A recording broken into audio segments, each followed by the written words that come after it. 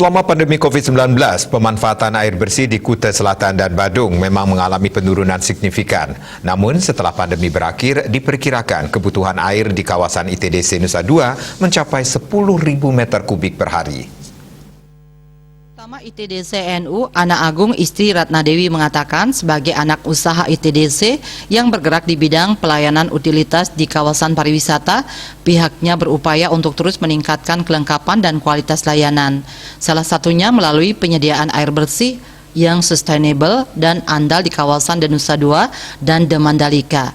Pihaknya akan memastikan layanan penyediaan air bersih baik kualitas, kuantitas, dan kontinuitas suplai dapat terpenuhi bagi para pelaku usaha dan wisatawan di kawasan pariwisata Nusa Dua dan The Mandalika. Kebutuhan air di Nusa Dua diperkirakan akan mencapai 10.000 meter kubik per hari setelah pandemi berakhir. Penyediaan air bersih yang sustainable dan andal akan melengkapi layanan utilitas di dalam kawasan Nusa Dua yang telah dikelola oleh ITDC NU, seperti proyek pengolahan air limbah di Lagu Nusa Dua, pengolahan air bersih dan air irigasi, pembangkit listrik tenaga surya, serta penyediaan neutral infrastruktur dan layanan teknologi informasi dan komunikasi.